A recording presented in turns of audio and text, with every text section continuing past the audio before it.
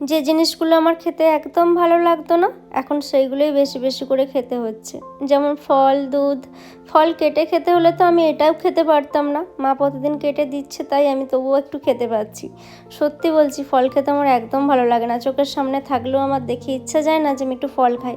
কিন্তু সিজন ফল খেতে ভালো লাগে, যেমন আম, লিচু, এইগুলো বেশ ভালো লাগে। এই সময় মৌসুম্বি লেবুটা খাওয়া কিন্তু ভীষণ উপকার।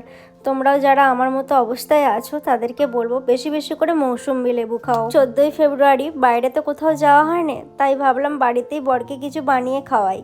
আর সেই দিন শরীরটা একটু ভালো হয়েছিল, মানে জ্বর সর্দি হয়েছিল, একটু মনে হচ্ছিল যেন আমি রিলিফ। আমার বড়মশাই কড়াইশুঁটির কচুরি খেতে ভীষণ ভালোবাসে, ইভেন আমারও ভীষণ ভালো লাগে কড়াইশুঁটির কচুরি খেতে। আর তার সাথে কষা কষা আলুর দম। কষা কষা আলুর দমটা আমি একটু নিজে বানাবো বলেই ঠিক করলাম। দেখো, অনেক দিন কিন্তু রিচ খাবার দাবার খাওয়া হয়নি, আর ভালোও লাগে না। জ্বর সর্দি করেছিল যখন, মুখটা এত খারাপ হয়ে গেছিলো, মনে হচ্ছিলো যেন একটু ঝাল ঝাল কষা কষা কিছু খাই। আর মা কচুরিগুলো বানাবে বলেছে, যেহেতু আমার একটু রান্না করতে ভালো লাগে। এবার সবসময় এখন না, একদমই সবসময় এসব ভালো লাগে না, কিন্তু মাঝে মধ্যে মনে হয় যে একটু খুন্তিটা নাড়ি, মাঝে মধ্যে মনে হয় যে স্পেশাল জিনিসগুলো বানাই। তারপর হঠাৎ মনে হলো ওকে একটু আমি চকলেটও খাওয়াতে পারবো না।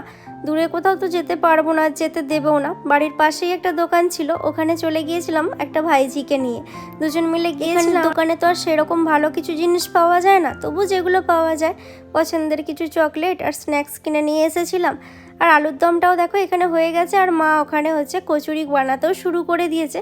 কচুরিগুলো বেশ কিন্তু ফুলকো ফুলকো হয়েছিল। আর মেনলি আমি যে বরের জন্য যে ডেকোরেশনটা করেছিলাম, আমার মন মতো একদম ছোটোখাটো, কি বলবো, একদম সাধ্য মতো নিজের চেষ্টা যেটুকু করেছিলাম, সেইটাও কিন্তু তোমাদের সঙ্গে পরের ভিডিওতে শেয়ার করব। আর কেমন হয়েছে অবশ্যই জানিও। টাটা।